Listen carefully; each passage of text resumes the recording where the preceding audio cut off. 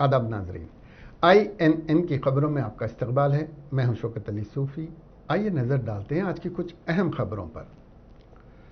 वज़ीर आज़म नरेंद्र मोदी ने आज कोविड-19 वबाई अमराज के खिलाफ जंग में जहां बीमार वहीं उपचार का एक नया मंत्र दिया और कहा कि हमें अपने बच्चों को इस वबाई बीमारी के चुंगल से महफूज रखना है और ख़ुद को इस लड़ाई के लिए तैयार रखना है।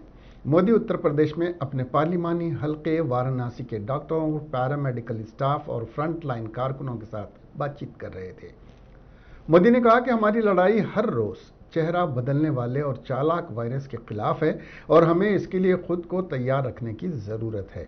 वैक्सीन की ज़रूरत पर जोर देते हुए वज़ीर आज़म ने कहा कि बारी आने पर हमें अपने आप को वैक्सीन लगवाना चाहिए। उन्होंने कहा कि इस वायरस के खिलाफ जंग में योगा और आयुष की अहमियत अब पूरी दुनिया में साबित हो रही है। उन्होंने ख़ास तौर पर काशी कूच का तस्करा किया और कहा कि यह एक जदीद तजुर्बा है जो लोगों को इस वबाई अमराज के खिलाफ लड़ने के लिए टेली मेडिसिन, अद्वियात और दीगर मुतल्लिका चीज़ों की सहूलत हासिल करने में मदद फराहम कर रहा है। वो वाकई सराहनीय है। हालांकि ये महामारी इतनी बड़ी है कि आप सबके इस कठिन परिश्रम और असीम प्रयासों के बावजूद भी हम अपने परिवार के कई सदस्यों को नहीं बचा पाए। इस वायरस ने हमारे कई अपनों को हमसे छीना है। मैं उन सभी लोगों को अपनी विनम्र श्रद्धांजलि देता हूं और उनके परिजनों के प्रति सांत्वना व्यक्त करता हूं।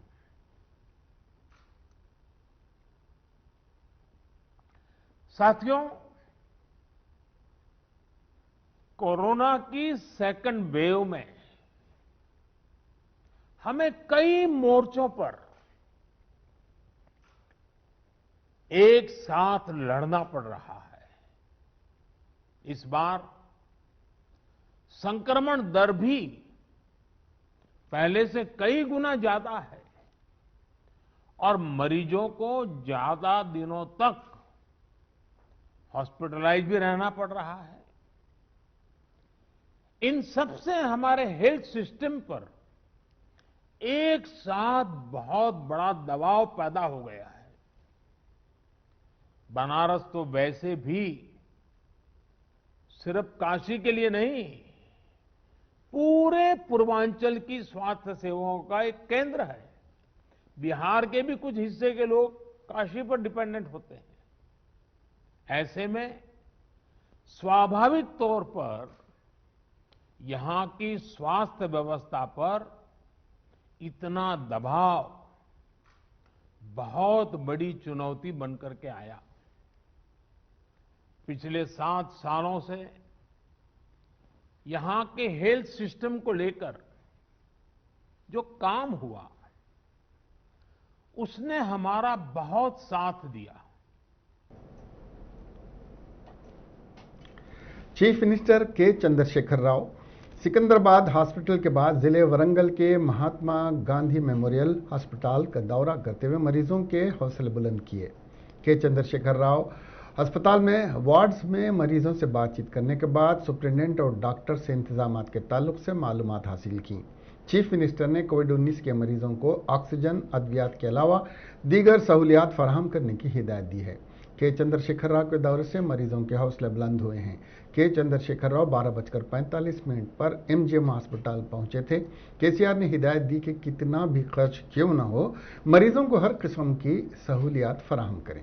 केसीआर के इस दौरे में रियासती वज़रा ए दयाकर राव, सत्यवती राठौर, अरकान assembly, mayor Warangal municipal corporation घंटा सुधारानी, चीफ सेक्रेटरी सोमेश कुमार, रजवी साहब, सुपरिटेंडेंट MGM चंद्रशेखर, महकमे सेहत के हुक्काम भी शामिल थे।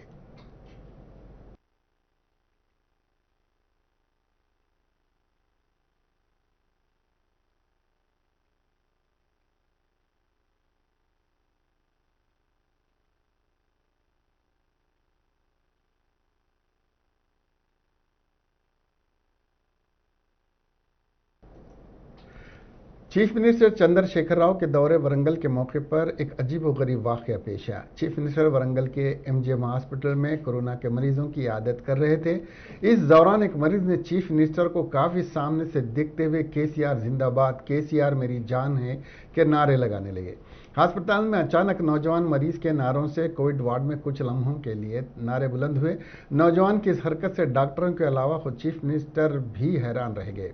चीफ मिनिस्टर चंद्रशेखर राव आज दोपहर वरंगल के एमजीएम अस्पताल में कोरोना मरीजों की आदत करने पहुंचे थे। सबसे पहले उन्हें आईसीयू वार्ड में जेर इलाज कोरोना के मरीजों की आदत की।